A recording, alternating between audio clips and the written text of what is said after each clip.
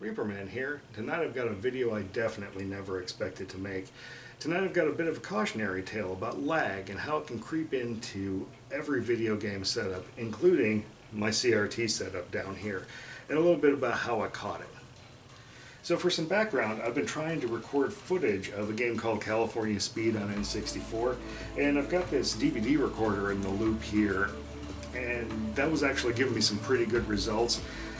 But to actually fully test my de-interlacing setup, I couldn't just test it on that game because it honestly only runs about 20 FPS and wasn't fully interlaced.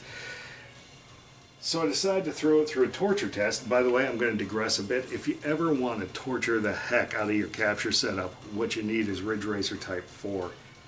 And there probably is an actual Ridge Racer 4 video game. I've never played it, don't care. What makes this game a legend is the bonus disc, and on the bonus disc there's some demos and I believe the entire first Ridge Racer game, but there's also a special pared down version of the first Ridge Racer game with a lot of frills stripped out, and that's what's playing on the screen right now. Its deal is that it stripped out every one of those frills so it could hit 60 FPS fairly solidly, and that's amazing in 1998. This is an era when even arcade machines struggled to get 30 most of the time, actually. But I digress. So I'm sitting there and I'm editing this video together, trying to explain to people, oh, this is how you de-interlace video. By the way, I never figured it out. Don't listen to me on the subject. I thought I did well until I threw the torture test at it. Vegas took a barf. But I digress. So I had it up in this area down here, up here. And I'm sitting there noticing that when transitions happen, these two monitors aren't in sync, not even close. This little PS1 monitor is a full 4 to 5 frames, kind of a sawtooth, and it was faster. And it should never be faster than a CRT. It's just an LCD.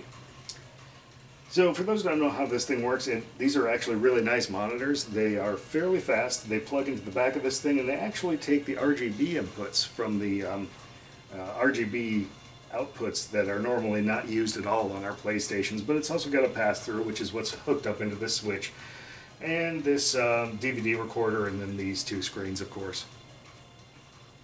But 4 to 5 frames of lag, that should absolutely never happen. If I was happy with 4 to 5 frames of lag, well, I'd save a lot of money. I'd save a darn lot of money.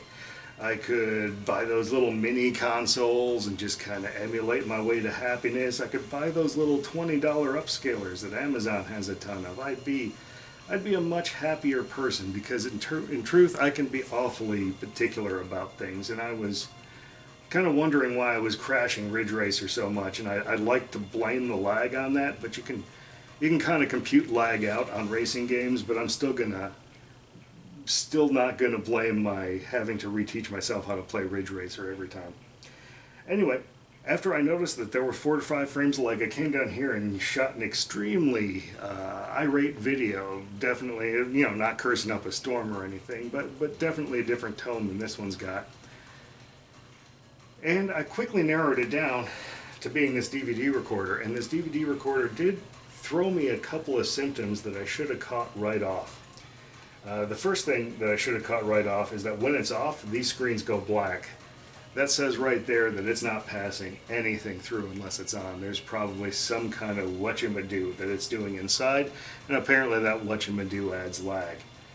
The other way I caught it, of course, you may have noticed I bought myself a well-used 10-year-old Sony Handycam, which is 60 FPS. And previously, I had thought 1080p at 15 or 30 FPS was good enough for my ugly face, but I really am glad I went with the 60, which let me count the frames in VLC. By the way, if you're looking to do this with VLC yourself, the step forward button in VLC is the E key, and it gets super mad if you hold down on it for too long, like super mad.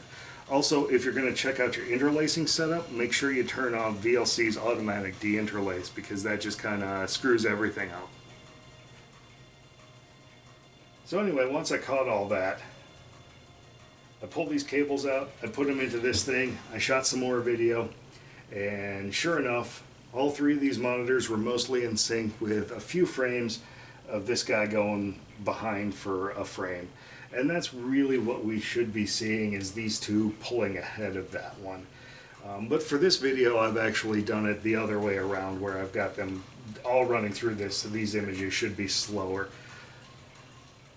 So yeah, I guess that's all I got for today. It's a bit of a cautionary tale and a bit of how I caught it, and definitely do not trust your gear. It's easy enough to test. You've probably got a 60 FPS camera right in your phone. I hear some of the kids these days carry those. And with the help of something like this PS1 monitor, it should be pretty easy to spot. So until next time, Reaper Man out.